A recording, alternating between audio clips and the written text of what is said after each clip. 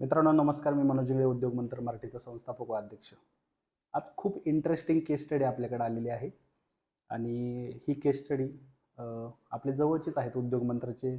ते स्वतः प्रॅक्टिस करतात पुण्यामध्ये वकिलीची आणि त्यांच्या ऑफिसमधून त्यांनी आपल्यासाठी एक छोटंसं, काल एक मला सकाळी फोन आला.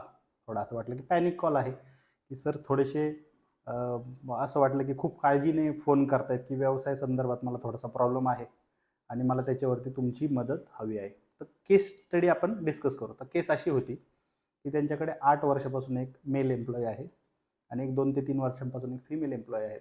हे बघा, ही याच्यावरती तुम्हाला तुमचं मत पण व्यक्त करायचं म्हणून आपण हा व्हिडिओ काढतोय.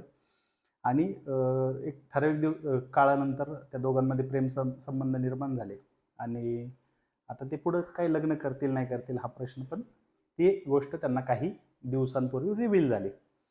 आता ही जी गोष्ट होती थोडी सेन्सिटिव्ह मॅटर आहे आणि त्यामध्ये सरांना असं वाटलं की बाबा याच्यामध्ये आपण काय डिसिजन घ्यावं, म्हणून त्यांनी आपल्याला फोन केला होता.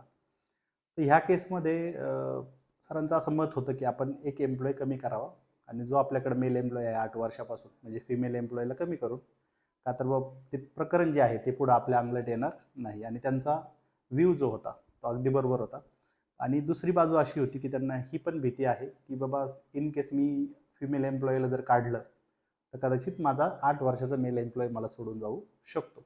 तर त्याच्यावरती बिंग अ कन्सल्टंट आपण एक विचार त्यांना दिला की सर्वप्रथम तुम्ही त्याच्याबरोबर डिस्कशन करणं खूप आवश्यक आहे. हे बघा, आपण कोणतंही डिसिजन घेण्याआधी आपण दोन्ही बाजू समजून घेणं आवश्यक आहे. प्रेम प्रकरण होणं किंवा पर्सनल लाईफमध्ये काही बदल होणं हे आपल्या प्रोफेशनल लाईफशी आपल्याला काही घेणं देणं नाही. भलेही ते तुमच्या ऑफिसमध्ये असतील कामाला, बट प्रोफेशनली तुमचं काही नुकसान त्यातून होतंय का हे पण तुम्ही पाहणं खूप गरजेचं आहे. आणि हे माझं पर्सनल मत आहे, तुमचं वेगळं असू शकतं. कारण हे बघा, बऱ्याच लोकांचा विरोध असतो प्रेम प्रकरणांना आणि हे वैयक्तिकमध्ये एखाद्याचा असू शकतो विरोध, एखाद्याचा सपोर्ट असू शकतो. त्यामुळे आपण त्या प्रकरणात पडायचं नाही. आपण व्यावसायिक म्हणून आपल्या व्यवसायाला त्याच्यातून काही नुकसान होतंय का हे पाहणं सगळ्यात प्रथम गरजेचं आहे. इन केस मी त्यांना हा दुसरा प्रश्न विचारला की ते पुढे जाऊन लग्न करणार आहेत का, तर ते म्हटले हो, दोन्ही घरांची संमती आहे आणि ते पुढे जाऊन लग्नही करणार आहेत.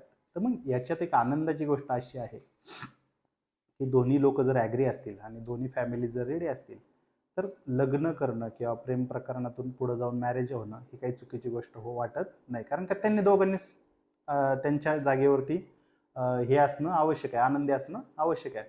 आता अजून एक पुढची गोष्ट अशी झालेली की सरांनी समजा फिमेल एम्प्लॉयला नोटीस दिली की बाबा ह्या तारखेपासून तुम्ही येऊ नका. आता याच्यातून होतं कसं की इन केस जर आपण त्या